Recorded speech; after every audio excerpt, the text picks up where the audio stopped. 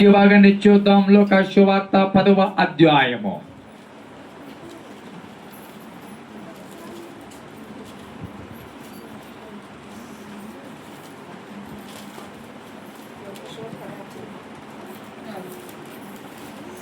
లోక సువార్త 10వ అధ్యాయము. బయట అందరూ చూడండి. లోక సువార్త 10వ అధ్యాయము 4వ వచనము నుండి, మీరు సంచినైనను జాలెనైనను చెప్పులనైనను తీసుకుని పోవద్దు. త్రోవలో ఎవరినైనను కుశల ప్రశ్న అడగవద్దు.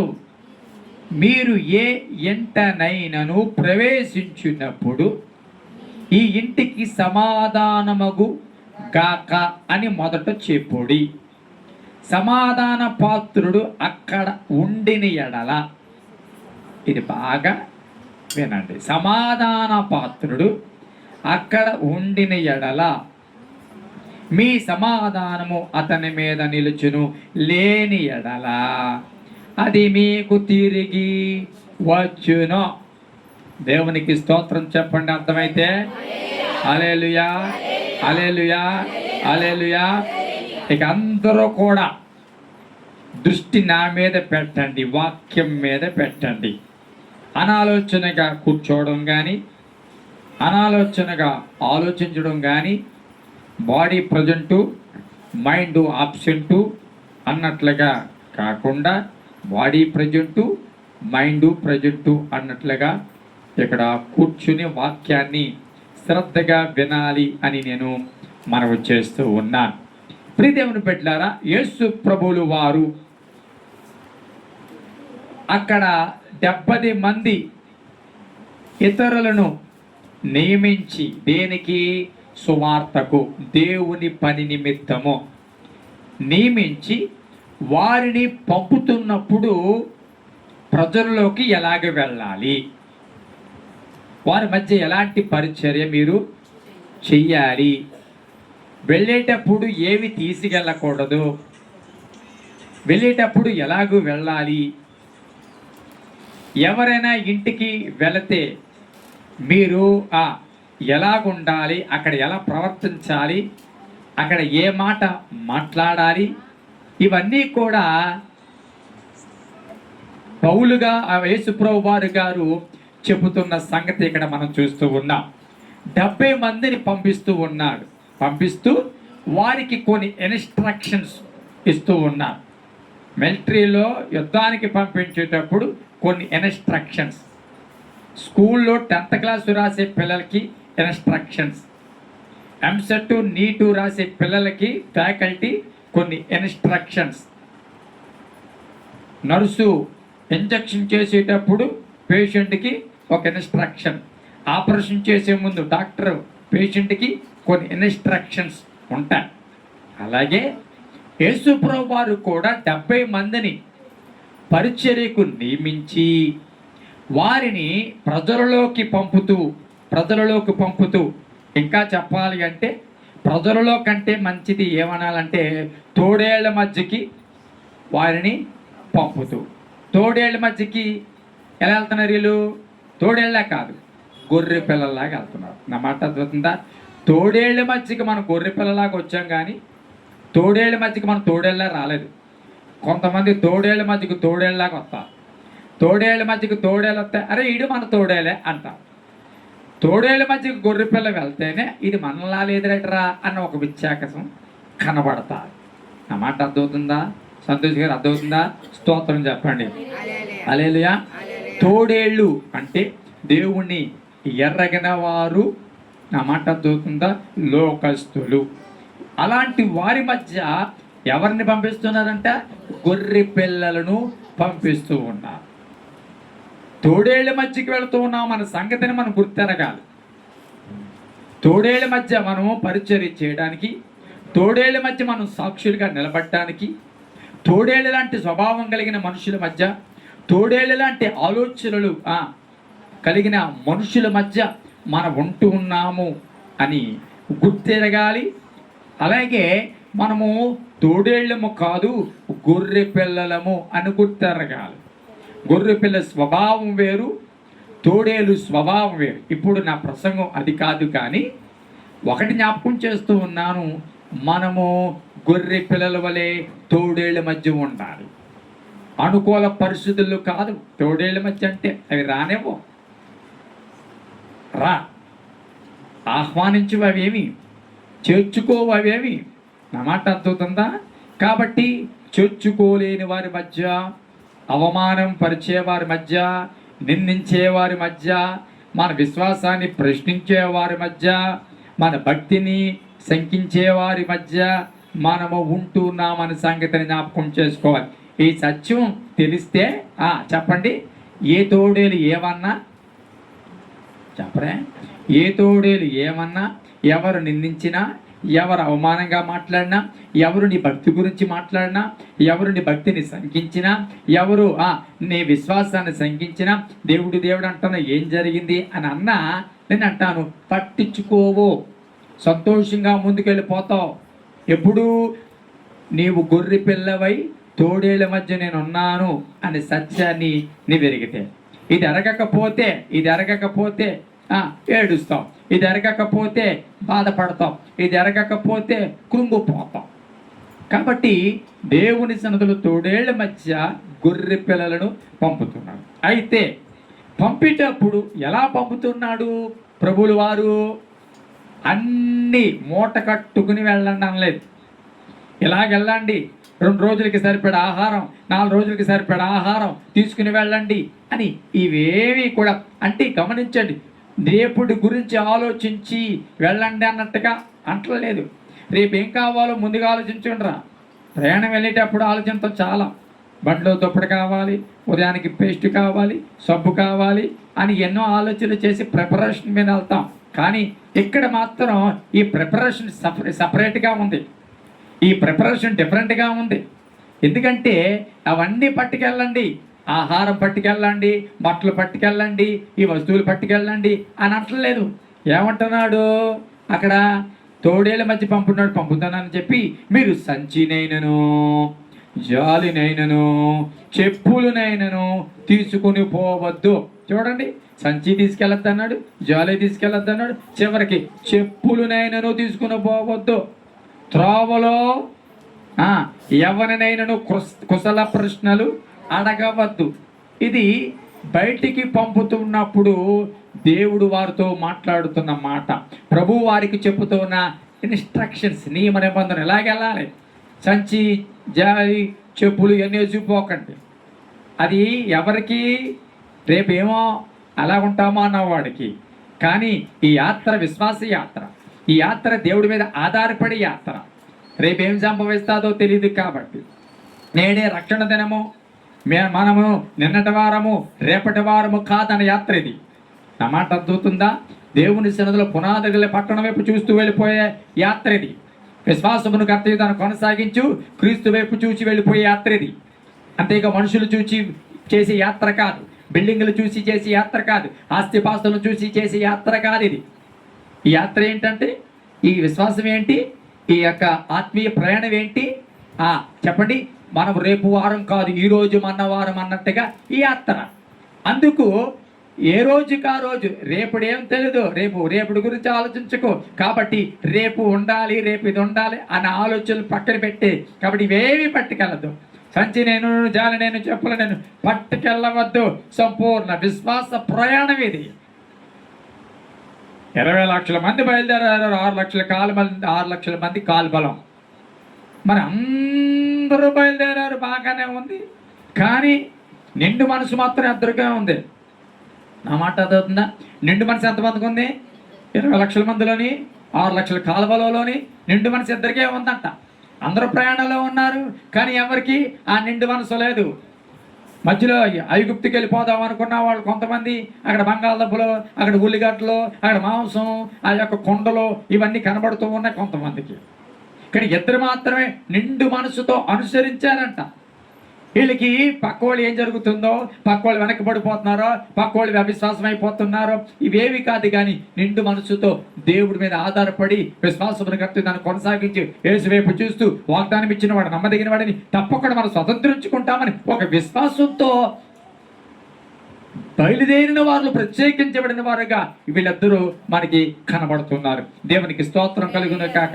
వీరిద్దరూ నిండు మనసుతో, చెప్పండి, నిండు మనసుతో దేవుడి యొక్క చెప్పండి ఆ ప్రయాణాల్లో వారు కొనసాగారు. అయితే గమనించండి, ఇక్కడ ఇంకొక మాట అన్నాడు, మీరు ఎవరి ఇంటికైనా వెళ్ళినప్పుడు ఆ ఇంటిలో మీరు అడుగు పెట్టిన వెంటనే ఏం చెప్పమంటారు తెలుసా? సమాధానమగును గాక. కూర్చొని పర్లేదు, సమాధానమగును గాక అని చెప్పమన్నాడు. హల్లెలూయా, హల్లెలూయా. ఒక ఇంట్లో అడుగు పెట్టిన వెంటనే ఏం చెప్పమన్నాడు? సమాధానమగును గాక. స్తోత్రం చెప్పండి గట్టిగా. ఏం చెప్పాలి? సమాధానమగును గాక అని చెప్పమన్నాడు. అయితే చెప్పమన్నాడు, కానీ అది ఆ ఇంటిలో నిలిచేది నిలవనది ఆ ఇంటి పరిస్థితుల మీద ఆధారపడి ఉంటుంది. మీరు వెళ్ళగానే సమాధానం కలుగును కాక అనండి. మీ వంతుగా మీ మేరీ శపించొద్దు. మీరు వెళ్ళగానే సమాధానం కలుగును కాక అనండి. ఏ ఇంట్లో అడుగు పెడితే ఆ ఇంటికి సమాధానాన్ని పలకండి, ఆ ఇంటికి సంతోషాన్ని పలకండి, ఆ ఇంటికి ఆశీర్వాదాన్ని పలకండి, ఆ ఇంటికి ఆనందాన్ని పలకండి. రైట్, మీ వంతుగా మీ నోటంట ఆశీర్వాదాన్ని పలకండి. కానీ అది నిలిచేది, వెనక్కి వచ్చేసేది అది దేని మీద ఆధారపడుతుంది సార్? ఆ కుటుంబ వాతావరణం మీద ఆధారపడి ఉంటుంది, ఆ కుటుంబ పరిస్థితుల మీద ఆధారపడి ఉంటుంది. ఆ ఆశీర్వాదం నిలవాలైనా, ఆ సమాధానం నిలవాలన్నా, ఆ ఆనందం నిలవాలన్నా దైవజనుడు ప్రవచించే ప్రవచనం, దైవజనుడు లేకపోతే చెప్పే ఆ యొక్క ఆశీర్వాదము, దేవుడిచ్చే ఆశీర్వాదము, దేవుడిచ్చే ఆ ఘనత ఆ కుటుంబంలో నివసించాలి అంటే నేను అంటాను, దేవుడు పంపించడం వరకే ఆయన పని. కానీ నేను అంటాను, ఏది పడితే అది తినేయడం నోరు పని. నోరుకి రుచుంటే చాలు, నానా గడ్డి తినేస్తాం. కానీ దాన్ని అరిగించే పని లోపల అసలు చేయాలి. అదేనమాట. ఏదైనా తినేస్తాం, కరువుగల్లాగా తినేస్తాం. ఇటు గుడ్డు తినేస్తాం, చెప్పండి, అటు నూడిల్స్ తినేస్తాం, ఆ పక్కన ఇంకోటి ఏదైనా పెడితే అది తినేస్తాం, ఇంటికి వచ్చిన తర్వాత స్వీట్ వస్తే అది కూడా తినేస్తాం, అది కాకుండా ఒక గ్లాసుడు పాలు తాగేస్తాం. కలగా బలగం ఆల్ మిక్స్డ్ కర్రీ అన్నట్టుగా లోపల కలగం అయిపోతుంది. నోరేమొద్దంది, తినేస్తుంది, లోపలికి పానిచ్చేస్తుంది. కానీ లోపల మెషిన్ ఏం చేయాలి? లోపల కడుపు ఏం చేయాలి? దాన్ని అరిగించాలి. నేనంట తినేసావు, లోపల అది కొంచెం టైట్ అయిపోయింది అనుకో, అది అరిగించలేదనుకో, అప్పుడు మళ్ళా అదే నోటంట, ఏ నోటంట అయితే తినేసావో పొలవమంటూ మళ్ళా అదే నోటంట బయటికి పంపించాలి. నేను అంటాను, ఇప్పుడు పని అంతా తినేడు నీ నోటే, కానీ పని చేయవలసింది లోపల కడుపు. అది నీ కెపాసిటీ, అంటే నీ మిషన్ కెపాసిటీ, నీ ఆరోగ్య పరిస్థితుల మీదే ఆధారపడి ఉంటుంది. దేవునికి స్తోత్రం చెప్తాం గడిగా. హల్లెలూయా. కాబట్టి మీరు ఏ కుటుంబంలో అయినా మీరు అడుగు పెడితే, ఏ ఇంటిలోనైనా మీరు అడుగు పెడితే ఆ ఇంటికి సమాధానం పలకండి. ఆ ఇంటిలో ఎవరున్నప్పటికీ కూడా సమాధానం పలకండి. సమాధానం కలుగును కాక అనండి. అయితే ఆ సమాధానం నిలవాలన్నా పోవాలన్నా ఆ కుటుంబ వాతావరణం మీద ఆధారపడి ఉంటుంది. అయితే ఆ సమాధానం ఎప్పుడు ఆ కుటుంబంలో నిలుస్తుంది అంటే, ఆ కుటుంబంలో సమాధాన పాత్రుడు ఉంటే సమాధానం ఆ కుటుంబంలో నిలుస్తుందంట. ఆ కుటుంబంలో సమాధాన పాత్రుడు లేకపోతే అది తిరిగి వచ్చేస్తుందంట. మాట అర్థమవుతుందా? అంటే ఆశీర్వాదాన్ని ఉండు అని చెప్పేస్తే అలా ఉంటుంది. దానికి అనుకూలం ఉంది అంటే కనుక ఆ ఇంట్లో బాగుందండి ఉంటాను అన్నది. ఒకవేళ అనుకూలం లేదనుకో, ఆ ఇంట్లో ఆశీర్వాదం ఏం చేస్తుంది? తిరిగి వచ్చేస్తుంది. గమనించండి బాగా జాగ్రత్తగా, ఇది చాలా అవసరమైన మాటలు. ఈ మాటలు జాగ్రత్తగా ఈరోజు కుటుంబానికి చాలా అవసరం. కుటుంబ వ్యవస్థకి, ఈరోజు ప్రస్తుతం కుటుంబ పరిస్థితులకి ఇది చాలా అవసరమైన మాట. ఈరోజు కుటుంబాల్లో నేను అంటాను, ఆశీర్వాదం నిలవట్లేదే. ఈరోజు కుటుంబాల్లో నెమ్మది నిలవట్లేదే. ఈరోజు కుటుంబాల్లో క్రైస్తవులు అని పేరు చెప్పుకుంటున్న కుటుంబాల్లో ఆరోగ్యం నిలబట్టలేదే. క్రైస్తవులని పేరు చెప్పుకున్న కుటుంబాల్లో దేవుడిచ్చే ఆశీర్వాదం కానీ, ఆ మేలు కానీ, ఆ దీవెన కానీ నిలవకుండా పోతుందే. ఏంటి కారణం? దీవెన పలుకుతున్నారు, ప్రార్థనలు చేస్తున్నారు, కానీ దీవెన ఫలించకపోవడానికి కారణం ఏంటి?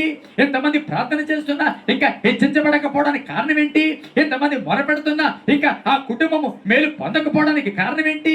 ఎంతమంది ప్రార్థన చేస్తూ ఆ విజ్ఞాపన చేస్తున్నా ఇంకా ఆ కుటుంబము పరిష్కారం రాకపోవడానికి కారణం ఏంటి?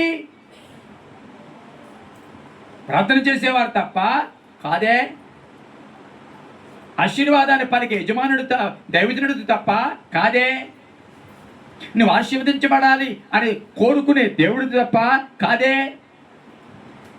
నీ తరపున అనేక మంది ప్రార్థన చేస్తున్నారు, వారిది తప్ప కాదే. మరి ఎవరిది తప్పు? ఎంతమంది ప్రార్థన చేస్తున్నా ఆ కుటుంబం దీవించబడట్లేదంటే వచ్చింది వచ్చినట్టుగా పోతుంది, నిలబడట్లేదే. భార్య భర్తలు ఇద్దరు కష్టపడుతున్నా నిలబడతలేదే. ఎంతో కష్టపడి చేస్తున్నా నిలబడట్లేదే. చిలుసొచ్చులు వేసినట్లు అయిపోతుంది. ఎందుకు కష్టపడుతున్నామా అని నెలాఖరికి వచ్చినడికి అనుకుంటున్నారే. ఏంటి విచిత్రంగా ఉంది, ఏంటి ఇదొక సస్పెన్స్ లాగుంది అని చాలా మంది ఈరోజు అదే పరిస్థితుల్లో కుటుంబాలు కనబడుతున్నాయి. అయితే ఇది నేను చెప్తున్న మాట కాదు, మీరు చదివిన వాక్య భాగంలో కనబడుతున్న మాట. ఎందుకు ఆ కుటుంబంలో సమాధానం నిలవకుండా వెనక్కి వచ్చేస్తుంది?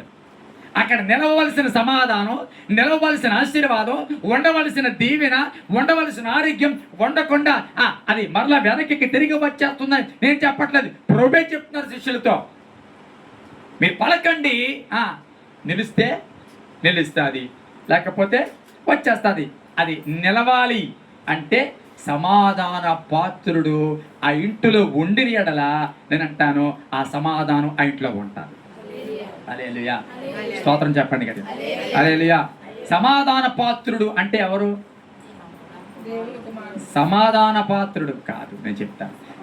సమాధాన పాత్రుడు అంటే సమాధాన పరిచేవాడు, సమాధానం కోసం అనుకూలంగా ఉండేవాడు, సమాధానం కోసం కష్టపడేవాడు, సమాధానం కోసం ప్రయత్నించేవాడు, సమాధానాన్ని ఇష్టపడేవాడు, సమాధానాన్ని నిలబెట్టేవాడు. ఏ ఇంటిలో ఈ పాత్ర ఉండదో, అంటే ఏ పాత్ర? ప్రతి ఇంట్లో తండ్రి, ప్రతి ఇంట్లో తల్లి, ప్రతి ఇంట్లో చెప్పండి కొడుకు, కూతురు, అత్తో, మామో, ఎవరో ఈ పాత్రలన్నీ ఉంటాయి. కానీ ఈ పాత్రలను బట్టి సమాధానం నిలబడదు. అక్కడ ఈ పాత్రల మధ్య ఏ పాత్ర ఉండాలి దశ? సమాధాన పాత్రుడు ఆ ఇంట్లో ఉండాలి. ఎవరు ఉండాలి? సమాధాన పాత్రుడు ఉండాలి. సమాధాన పాత్రుడు ఆ ఇంట్లో లేకపోతే వెంటనే ఇంట్లోకి వచ్చిన దీవెన, ఇంట్లోకి వచ్చి అడుగుపెట్టిన సమాధానం మళ్ళీ ఏమవుతుందంట? ఎవరైతే పలికారో వెనకాల పోతుందంట, నిలవదంట. అదేంటి? సమాధాన ప్రార్థన చేస్తాం, నిలబడదు. ఎందుకు నిలబడుతుందండి? ఆ ఇంట్లో ఏం లేదు. సమాధానం కొరకు మనం ప్రార్థన చేస్తున్నాం, కానీ సమాధాన పడే మనస్తత్వాలు ఎవరి మధ్య లేవు. సమాధాన పరచాలని మనం అనుకుంటున్నాం, కానీ సమాధాన పరచబడాలని ఆలోచన వారికి లేదు. కుటుంబంలో ఒక్కొక్కరు గలిబిలి కలుగు చేసే వాళ్ళు ఉంటారు. కుటుంబాల్లో ఒకరికొకరు ఇబ్బందులు పెట్టేవారు ఉంటారు. కుటుంబాల్లో నేనంటాను ఎలాంటి క్యారెక్టర్లు ఉంటాయి. ఇలాంటి క్యారెక్టర్లు ఉండడం బట్టి ఆ కుటుంబాల్లో సమాధానం నిలవదు, ఆశీర్వాదం నిలవదు, వెనక్కి వచ్చేస్తుంది. ఎందుకు? సమాధాన పాత్రుడు అక్కడ లేడు. సమాధానం కొరకు వెంటాడి సమాధానం కొరకు ఆశపడేవాడు లేడు. అక్కడ తిరిలెట్టేవాడే తప్ప ఇంట్లోని, అసమాధానాన్ని కలుగు చేసేవాడు తప్ప ఇంట్లోని, దుఃఖాన్ని కలుగు చేసేవాడు తప్ప ఇంట్లోని, ఉన్న ఆశీర్వాదాన్ని పాడు చేసేవాడు తప్ప ఇంట్లోని. ఒక విధంగా చెప్పాలంటే దేవుడిచ్చే ప్రతి ఆశీర్వాదానికి నేను అంటాను అడ్డు వీడే. అందరు ఇక్కడ ఉన్నారా? దేవుడిచ్చే ప్రతి ఆశీర్వాదానికి, దేవుడు పలికే ప్రతి దీవెన గుమ్మం దగ్గర వచ్చి ఆగిపోతుంది. ఒకవేళ లోపలికి అడుగు పెట్టిన మరుక్షణమే మళ్ళా వెనక్కి అడుగు వెళ్ళిపోతుంది. కారణం ఆ కుటుంబంలో సమాధాన పాత్రుడు లేడు. ఈరోజు లేదా కుటుంబాలు ఎన్ని ప్రార్థనలు చేసిన కుటుంబాలు దీవించబడటం లేదంటే నేనంటాను ఆ కుటుంబంలో దీవెన నిలవడానికి అనుకూలత లేదా. ఎంత పెద్ద ఇశ్రాయేలులు, ఎంత పెద్ద సైన్యము, ఎంత పెద్ద యుద్ధ శూరులు హాయి లాంటి పట్టణం మీద, చిన్న పట్టణం మీద ఓడిపోయేలా. హాయి పట్టణం ఎంత? చిన్న పట్టణం. ఇశ్రాయేలు సైన్యం ఎంత? చాలా పెద్దది. ఎంత పెద్దవా యుద్ధ నైపుణ్యం కలిగిన వారు, యుద్ధ వీరులు, ఎన్నో యుద్ధాలు చేసి విజయాలు సాధించిన వారు హాయి అని చిన్న పట్టణం మీద, సోదా స్తోత్రం చెప్పు, హాయి అని చిన్న పట్టణం మీద, చెప్పండి చెప్పండి, హాయి అని చిన్న పట్టణం మీద విజయం పొందలేకపోయారు. అనేక మంది చచ్చిపోయారు. ఏంటి కారణం చెప్పండి? మీకు తెలుసు కదా, వాక్యం తెలుసు కదా. ఏంటి కారణం? మర్చిపోయారా? ఆకాన్ అనేవాడే కదండి ఒక్కడు. 10 మంది ఉన్నారా? 10 మంది ఆకాలు ఉన్నారు అక్కడ. 10 మంది ఆకాలు ఉన్నారా? ఒక్కడే ఉన్నాడు ఆకాన్ అన్నవాడు. బయట పెట్టినారా? ఆకాన్ అనేవాడు ఒక్కడే ఉన్నాడు. ఆ ఒక్కడు చేసిన పనిని బట్టి, ఆ ఒక్కడు శపితమైన దానిని దాసిని బట్టి, ఆ ఒక్కడిని బట్టి నేనంట ఎంతమంది ఇశ్రాయేలు అందరూ కందిరి కార్చారు, ఎంతమంది ఇశ్రాయేలు నష్టపోయారు. అంతేకాదు చచ్చిపోయారు. ఒక్కడే. మళ్ళా కరోనా ఒక్కడి నుంచి వచ్చింది. మాట అర్థమవుతుందా? స్తోత్రం చెప్పండి. హల్లెలూయా. కుటుంబాల్లో ఎవరు లేరు ఈరోజు? సమాధాన పాత్రులు లేరే.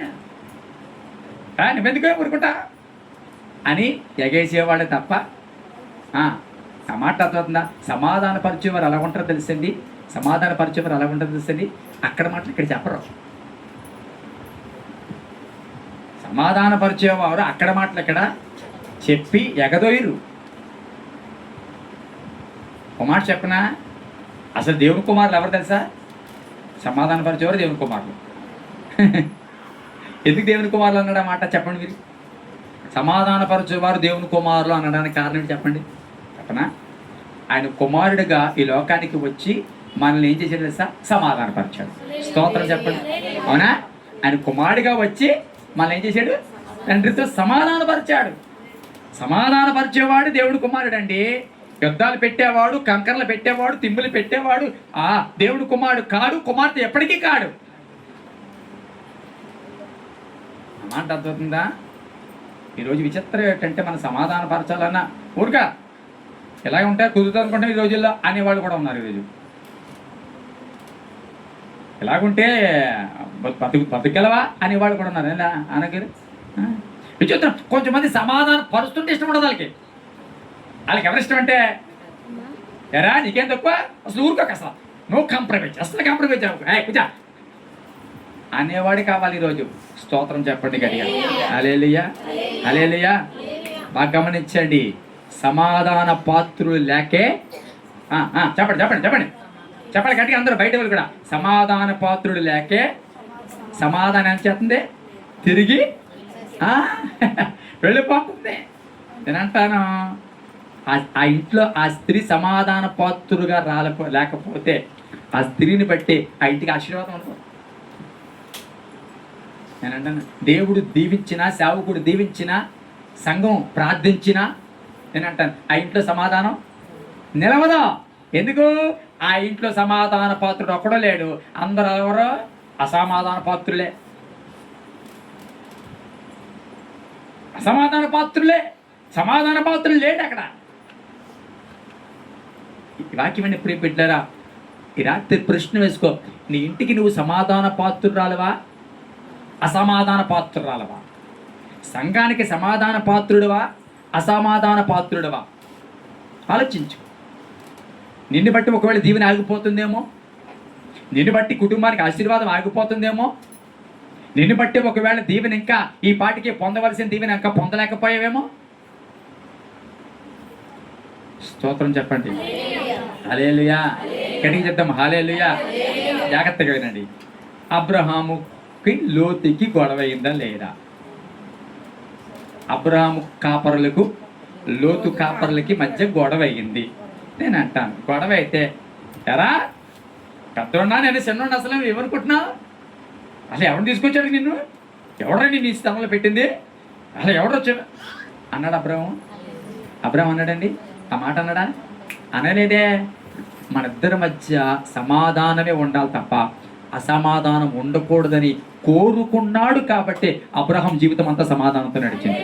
హల్లెలూయా, హల్లెలూయా. ఒకవేళ ఆ రోజు కనుక అబ్రహాం సమాధాన పాత్రుడిగా లేకపోతే లోతుతో గొడవకు పడి, విచిత్రం ఏంటంటే లోతు తనతో విడిపోయి దూరంగా ఉన్న లోతును మిగతా రాజులు వచ్చి అన్ని దోచుకుని వెళ్ళిపోయారంటే ఆ వయసులో అబ్రహాము యుద్ధం చేసి లోతుకు అన్ని తిరిగి తీసుకొచ్చి పెట్టాడు. ఈ వాక్యం ఎప్పుడు పెట్టారా? దేవుని సన్నిధిలో సమాధానపరచబడే వారు ఎవరంటారు? వారు కుమారులు అంటారు. సమాధానపరిచే వారు ఎవరంటారో వారు భూమిని స్వతంత్రించుకుంటారు, వారు దీవించబడతారు. ఎప్పుడు కూడా ఈ మాట జ్ఞాపకం చేసుకో, ఎప్పుడు ఈ మాట జ్ఞాపకం చేసుకో. నా ఇంటికి నేను సమాధాన పాత్రురాలాగా ఉండాలి. నాకు తెలిసిన, మేము అంతకుముందు చిన్నప్పుడు మేము వెళ్ళే చర్చిలో ఈ సంజనారోలోనే ఒక అమ్మాయి ఉండేది. ఇంటి కొళ్ళైదారు గొడవ పెట్టుకుంటున్నారు. ఇద్దరు ఆడవాళ్ళు కొళ్ళైదారు నీళ్ళ దగ్గర గొడవలు జరుగుతాయి కదా, ఆ గొడవ పెట్టుకుంటుంటే తల్లి అలా గొడవాడి పడుకున్న కొడుకుని, రే నాన్న చూడరా వీడి గట్టిగా మాట్లాడుతుంది, లెగరా అంది. లెగడా అంటే కళ్ళు ముసుకుని లెగలేదు. అలా లెగిసి అక్కడున్న లారీకి ఉన్న రాడ్డు తీసుకొచ్చి ఒకే దెబ్బేసేసాడు. అంతే, ఒక దెబ్బతోనే చచ్చిపోయింది. అక్కడ నేను మాట్లాడగలుగుతాను తెలియదులో. ఈరోజు సమాధాన పాత్రలు ఉన్నారు. అసలు సమాధాన పాత్రలు ఉన్నారా? పీస్ మేకర్స్ ఏమంటారు వెళ్ళి చెప్పండి. దేశానికి మధ్య యుద్ధాలు జరిగితే సమాధాన పరిచే వాళ్ళు కొంతమంది ఉంటారు. అసలు అలాంటి వాళ్ళు కూడా లేదనుకో, ఇంక చూసుకో. ఇప్పుడు మన అమెరికాని ఇరాన్ మధ్య శాంతి చర్చలు, దానికి మధ్యవర్తిత్వం. ఒకసారి పాకిస్తాను, ఒకసారి ఫ్రాన్స్, మరొకసారి ఇంకొకళ్ళు మధ్యవర్తిత్వం వహిస్తున్నారు. కొన్నిసార్లు అటు కే పాల్ గారు వెళ్ళారు. ఇలా మధ్యవర్తం వహిస్తున్నారు. కాబట్టి నేను అంటాను, ఆ సమాధానం నిలుస్తూ ఉంది. సమాధాన పరిచేవారు ఉంటే నేను అంటాను అక్కడ ప్రశాంతత ఉంటుంది, నెమ్మది ఉంటుంది, నష్టాలు జరగవు, దీవెన ఉంటుంది. హల్లెలూయా, హల్లెలూయా, హల్లెలూయా.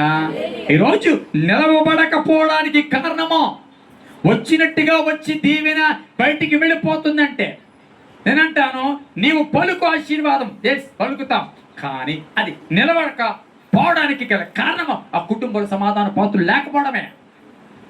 దేవుడి తప్పేమి కాదు, పలికిన వాడిది తప్పేమి కాదు. లోపల ఎవరు లేరు, సమాధాన పాత్రలు లేరు కాబట్టి ఆ దీవెన నిలబడట్లేదా?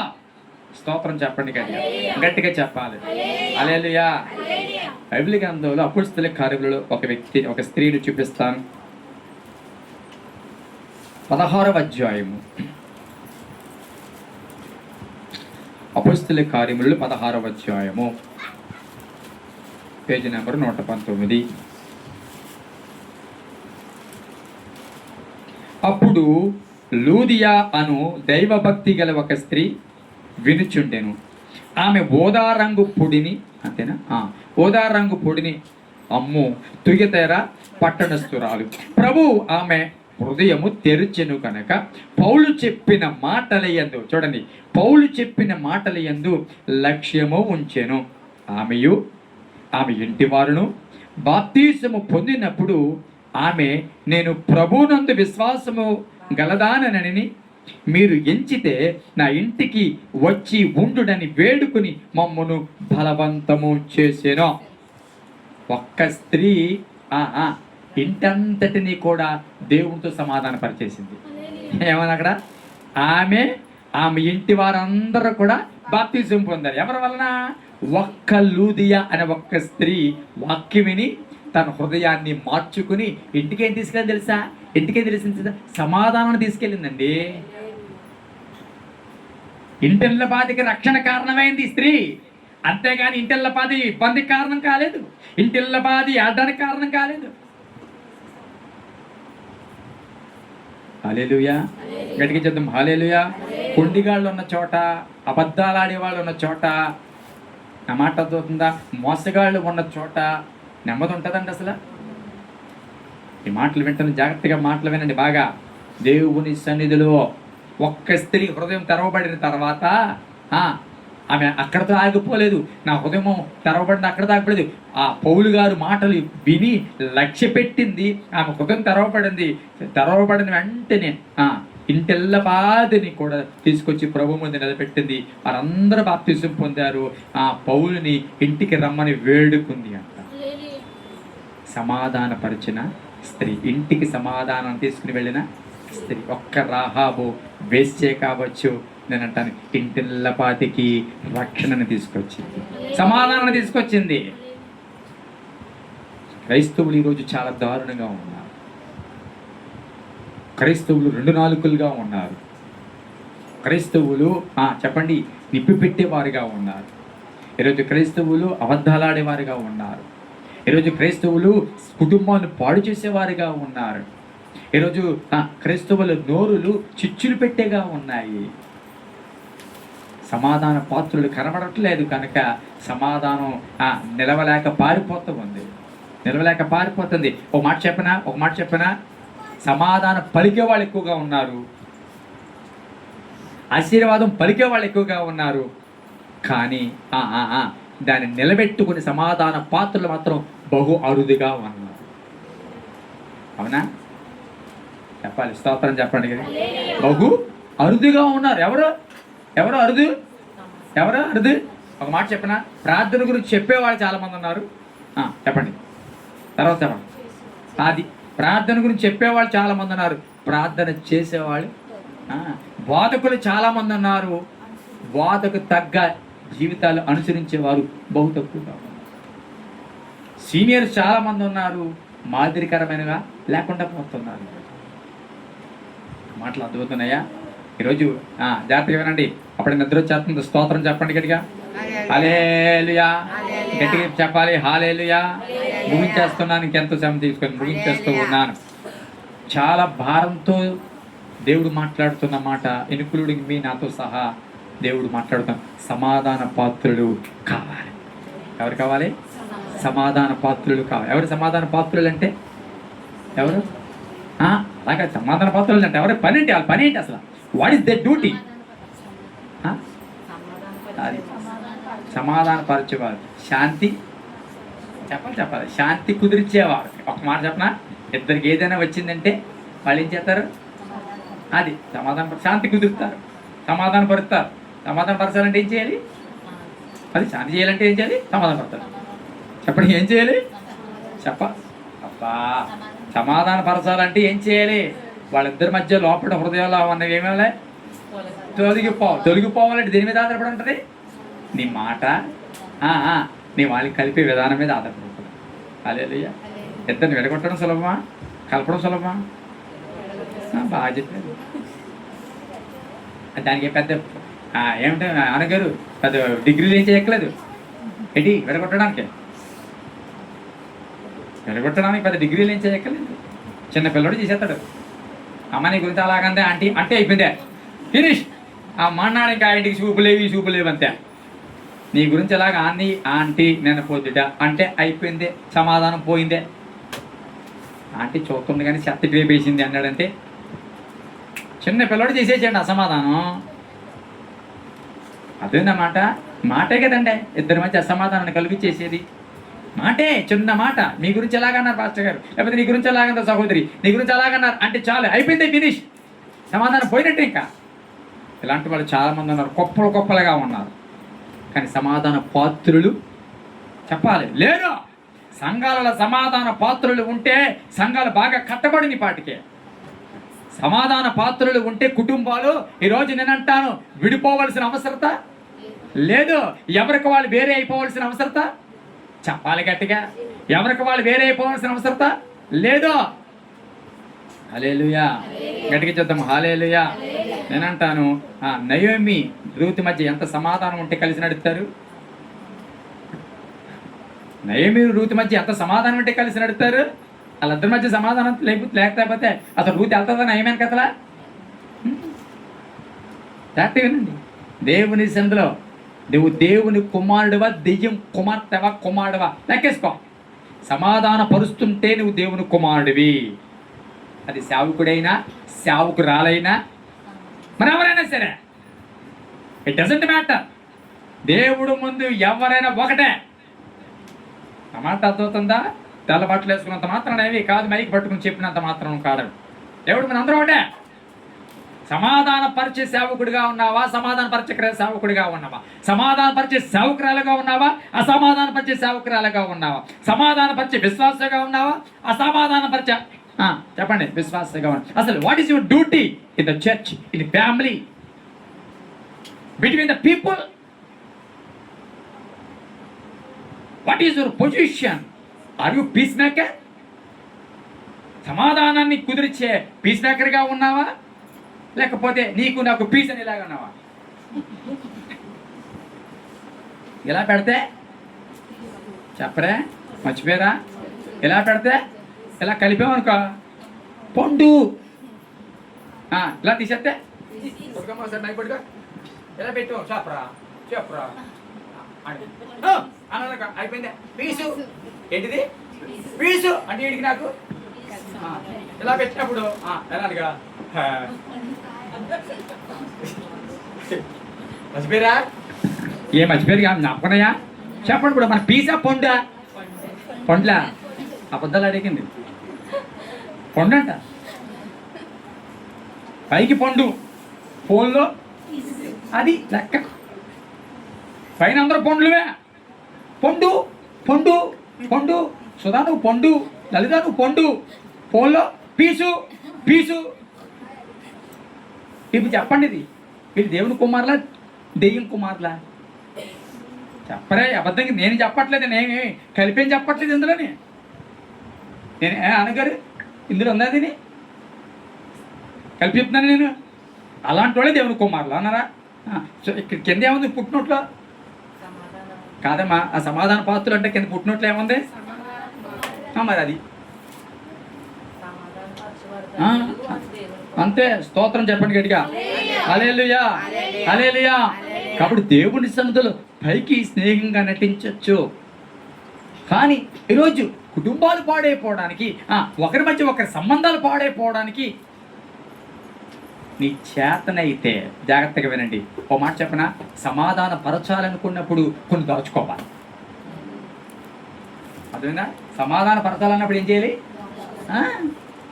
తిమ్మింగులు దాచుకుందండి ఏనోని 3 రోజులు దాచుకుంది లోపల, ఉంచుకోవాలంతే. ఉండమన్నాడు అంతే దేవుడు. అలా లోపల అక్కడానికి మెంగడానికి లేదు, ఉంచుకుంది అంతే. దేవుడి సన్నిధిలో సమాధాన పరచాలి అన్నప్పుడు ఒకరి గురించి చెడ్డ విషయం తెలిసినా ఏం చేయాలి? దాచుకోవాలంతే. అంటే సేవకుడు చెప్పడం వేరే విషయం, సేవకుడు చెప్పింది ప్రార్థన గురించి చెప్తారు, కానీ ఒక కుటుంబం గురించి ఇంకొకరి గురించి ఇంకొకరికి, వీళ్ళ గురించి వాళ్ళకి, వీళ్ళ గురించి వాళ్ళకి ఎప్పుడు అలాంటి పనులు ఉండకూడదు. ఉన్న కుటుంబాలు కానీ ఉన్న సంఘాలు కానీ వృద్ధి చెందవో. స్తోత్రం చెప్పండి గట్టిగా, గట్టిగా చెప్పండి హల్లెలూయా. కొంతమందికి విడిపోతే చూసి సంతోషిస్తా అలవాటు, కొంతమంది కలిపితే సంతోషం. హల్లెలూయా. కలిపితే సంతోషించేవాడు దేవుడి కుమారుడు, విడిపోతే సంతోషించేవాడు బయల్జెబూబు కుమారుడు అని చెప్పాలి. దెయ్యం కోడు, దెయ్యం కొడుకు, దెయ్యం కూతురు. వీళ్ళు పైన వైట్ డ్రెస్సే, డ్రెస్ కూడా వైట్ డ్రెస్సే, కానీ కూతురు దెయ్యం కూతురు. వీళ్ళు మాటలు ముగిస్తున్నాను దేవుని సన్నిధిలో. ఇది నేనేమి ప్రత్యేకంగా నేను చెప్పలేదండి, నేను సిద్ధపడుతూ ఉంటే దేవుడు నాతో మాట్లాడిన మాటలు ఇవి. దేవుని సన్నిధిలో ఈరోజు సమాధాన పాత్రలు లేరు కుటుంబంలో. ఈ కుటుంబంలో మనం చేరాం. నేను మనసారా ఈ కుటుంబానికి సమాధానం కలుగునుగా కానీ ప్రార్థన చేస్తూ ఉన్నాను. ఏ కుటుంబానికి నేను ప్రార్థన చేయడానికి వచ్చినా ఆ ప్రార్థన చేసేటప్పుడు కొన్నిసార్లు ఈ కుటుంబానికి సమాధానం కలుగును కాక అని సేవకుడిగా నేను పలుకుతాను.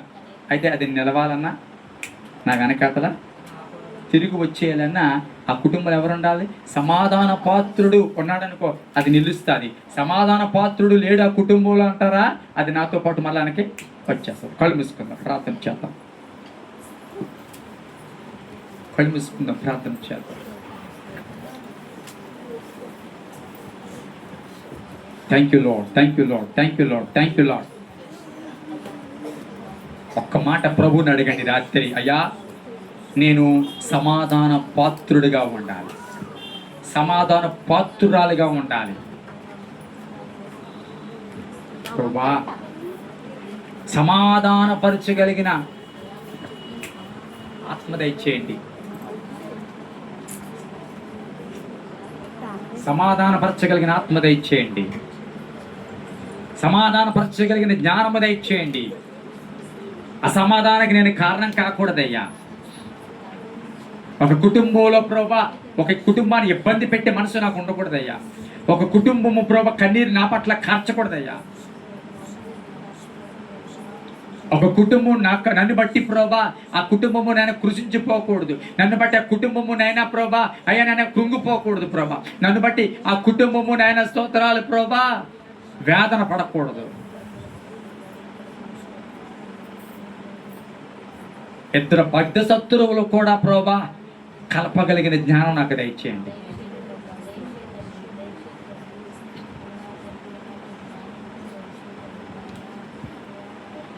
నరహత్య చేసుకునే అంత ప్రభా కోపము ఒకవేళ ఇద్దరి మధ్య ఉంటే ఆ ఇద్దరిని అయ్యా కలపగలిగిన జ్ఞానం సమాధానం నాకు దయచేయండి. నేను సమాధాన పాత్రుడిగా ఉంటేనే ప్రభా నీ కుమారుడు అనబడతాదని మీరు మాట్లాడుతున్నారు. కుమారుడు అని అనిపించుకుంటున్నాను కానీ అయ్యా నాయన సమాధాన పరచలేని మనస్తత్వము, సమాధాన పరచలేని ఆలోచన నాలో ఉన్నప్పుడు పైకి దేవుని కుమారుడు అని పెడుతున్నాను కానీ అది నాకు సాటి లేకపోతే నాకు సరైన టైటిల్ కానే కాదేమో ప్రభా. పరిశుద్ధుడైన తండ్రి నీ పరిశుద్ధ నామానికి స్తుతులు స్తోత్రములు చెల్లిస్తూ ఉన్నాను. ఈ పూట అయ్యా ఈ కోడుకును ఏర్పాటు చేసినటువంటి ఈ ప్రియ కుటుంబాన్ని కొట్టి ప్రార్థన చేస్తూ మా అందరికీ ఏది అవసరమో పరిశుద్ధాత్మ దేవుడా మీరు ఎరిగిన వారు. మీరు మాట్లాడితే మేము ఒప్పుకోవలసిందే, మీరు మాట్లాడితే మేము లోబడవలసిందే, మీరు మాట్లాడితే మేము దిద్దుకోవలసిందే. అయ్యా మేమందరం ప్రభా మేమందరం నీ కృపను బట్టి సమాధాన పాత్రులుగా, నీ కుమారులుగా, నీ కుమార్తెలుగా మేము ఉండడానికి కృప దయచేయండి. మేమందరం సమాధాన పాత్రులుగా మగవారు, సమాధాన పాత్రురాలుగా సహోదరులు కుటుంబాల్లో కానివచ్చు, వారు పనిచేసే చోట కానివచ్చు, సంఘములో కావచ్చు నాయన ఉండగలిగిన కృప దయచేయండి. ఎక్కడ సమాధానం ఉంటుందో అక్కడ దీవెన ఉంటుంది. ఎక్కడ సమాధానం ఉంటుందో అక్కడ ఐక్యత ఉంటుంది. ఎక్కడ సమాధానం ఉంటుందో అక్కడ ఆత్మ ఉంటుంది. ఎక్కడ సమాధానం ఉంటుందో అక్కడ మేలు ఉంటుంది. ఎక్కడ సమాధానం ఉంటుందో అక్కడ నీవు ఉంటావు. ఈరోజు నువ్వు పలుకుతున్నావు, దైవజనులు పలుకుతున్నారు, అనేక మంది ప్రార్థన చేస్తున్నారు, పలుకుతున్నారు. కానీ ఆ సమాధానం కుటుంబంలో నిలవకపోవడానికి కారణం ఆ కుటుంబాల సమాధాన పాత్రలు లేకపోవడమే సమాధాన పాత్రలు లేకపోవడమని మీరు మాట్లాడుతున్నారయ్యా. నా కుటుంబంలో ప్రభా ఏదైనా దీవెన ప్రభా జారిపోతుందేమో ప్రభా. మా కుటుంబాలు ఏదైనా దీవెన వచ్చినట్లుగా వచ్చి వెళ్ళిపోతూ ఉంటే అయ్యా మా కుటుంబంలో ఒకవేళ సమాధాన పాత్రలు లేరేమో ప్రభా. సమాధానాన్ని ఆపగలిగిన సమాధాన పాత్రులుగా నేను ఉండాలి. వెళ్ళిపోతున్న దీవెన అయ్యా అడ్డుకోగలిగిన ప్రభా సమాధాన పాత్రులుగా నా కుటుంబానికి మేము ఉండాలి.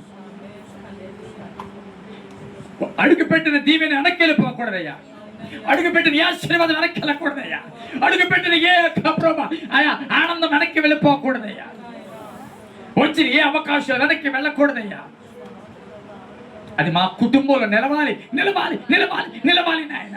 అలా నిలవగలిగిన కృప, అలా నిలవగలిగిన సమాధాన పాత్రులుగా మమ్మల్ని ఉంచమని ప్రార్థన చేస్తూ వచ్చిన వారందరినీ దీవించండి, బలపరచండి. కూడిన ఏర్పాటు చేసిన కుటుంబాన్ని ప్రత్యేకంగా దీవించమని, ఆశీర్వదించమని, కుటుంబ యజమానురాలిని, వారి బిడ్డలను, వారి తల్లి గారిని, వారి రక్త సంబంధికులను, అందులో ఇంకా నేను అయ్యా ఎర్రగిన వారు ఉన్నారు వారి రక్త సంబంధికులు, వారు కూడా నేను తెలుసుకోగలిగిన కృప దయచేయండి. అక్కడ కడుతున్న గృహం త్వరగా కట్టబడడానికి సాంచండి. ఇక్కడ త్వరగా ప్రభా మంచి రేటుకు ఈ స్థలం అమ్ముడవడానికి సాంచండి. వారు కోరినట్లుగా ₹1 కూడా అప్పు లేకుండా ఆ గృహం కట్టబడును గాక అని ప్రార్థన చేస్తున్నాను. మీరే బలపరిచి ముఖ్యంగా ఆ చెయ్యిని మీరు ముట్టండి నాయన. విరిగిన ఎముకలను అత్తకగలిగిన దేవుడు నాయన. ప్రార్థన చేస్తూ ఉన్నాం. ఆ బిడ్డ ఆశించినట్లు చిత్తమైతే సర్జరీ లేకుండా ప్రభా అయ్యా ఆ చెయ్యి బాగుపడును గాక ప్రార్థన చేస్తూ ఉన్నాం. ఆమె విశ్వాసమును బట్టి ఆ బిడ్డ విషయంలో కార్యములు చేయబోతున్నందుకు స్తోత్రములు. ఆ విశ్వాసముతో మేము కూడా కలిసి ప్రార్థన చేస్తూ ఉన్నాం. కృప దయచేయండి. వచ్చిన వారందరినీ క్షేమకరంగా తీసుకొచ్చారు. మళ్ళా ఎవరి గృహాలకు వారిని క్షేమకరంగా తీసుకుని వెళ్ళండి. రేపు ఉదయకాలం వారి వారి యొక్క ఉద్యోగాలలో తోడై ఉండి నడిపించమని యేసు నామమున అడుగుచున్నాము తండ్రి.